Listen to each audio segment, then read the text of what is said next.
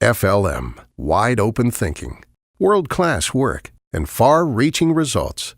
Now with locations in Minneapolis, Columbus, Indianapolis, and Washington, D.C. A strategic marketing and communications company dedicated to serving clients who specialize in the business of agriculture and the life of rural communities. We're visiting with Paul Taylor, the president of the Illinois Corn Growers Association. Paul, welcome to Agri-Pulse Leaders Forum. Well, we're looking forward to having a conversation today and sharing some things that are important to corn growers. Terrific. What are some of the top priorities for the Illinois corn growers? Well, the two topics right now that we're most involved with, if you will, and there are priorities, are the Farm Bill and the renewable fuels issues. And those come from conversations that we've had through surveys with our members and some grower member meetings that told us those were the important issues to be focused on. Let's talk about the Farm Bill first, or the lack of a Farm Bill. Within that, what are some of the top priorities for Illinois corn growers? Well, what our members are telling us and what we think are the important things is, the most important is the safety net. We think that having an effective program that's built around a good crop insurance program, and we've done some things with the yield trend adjustment and some changes in the premium costs as those have come through. A lot of that's been through worker corn. We're happy to have worked and get some of that work started, but we know that's the base. Crop insurance works really good to protect farmers within a year. One of the things we're concerned about is cyclical trends.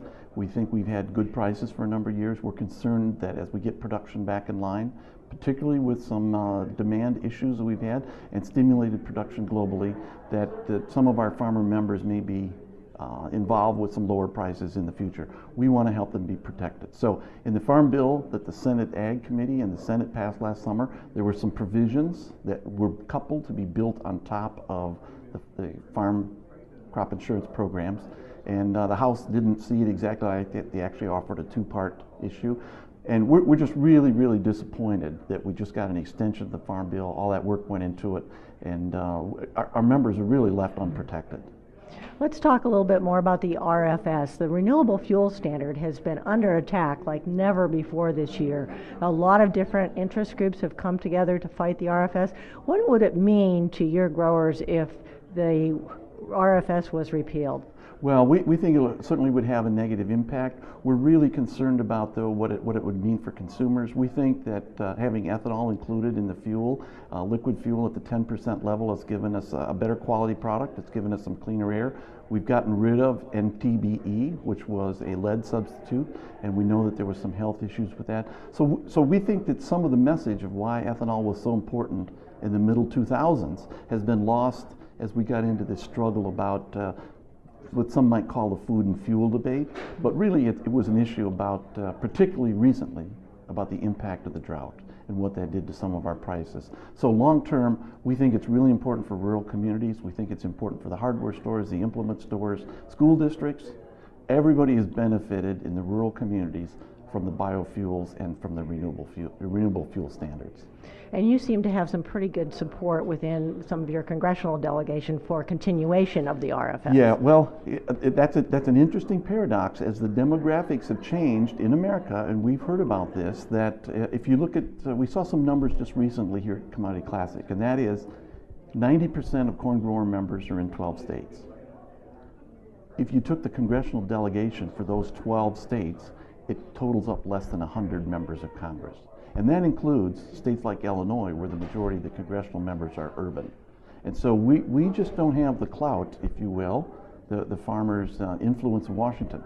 There's no question that when farmers go to visit Washington, they're well respected, especially if we can take constituents to visit their representatives.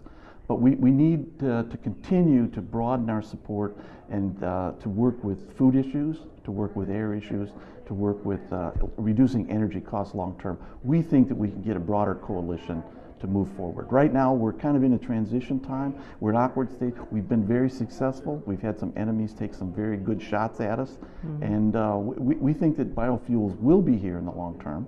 We think our farmers will find it as a profitable alternative. But in the meantime, we do have some challenges.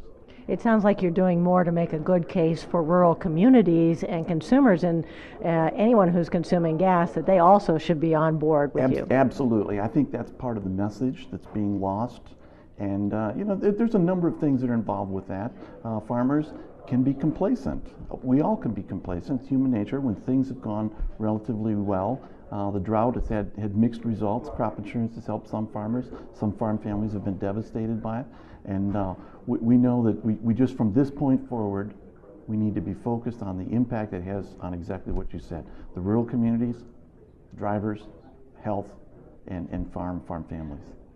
Are there any other issues that are near the top of the list for Illinois corn growers that you're working on in 2013? There sure are. We continue to have, and actually we have a little bit of optimism with infrastructure. We're very concerned about that. We've been working for a long time on inland waterway systems, locks and dams, we call it, to use the vernacular. But I think what's happened with the drought and the lower reduced water levels in the river, particularly south of St. Louis this winter, the issues brought it to national attention. And I think that there's a chance that we might get some change in attitude in Washington about how we look at infrastructure improvements that need to be made. All right. Thanks very much, Paul, for joining us on Agri-Pulse. We appreciate your interest, and our greetings to all the corn grower members out there.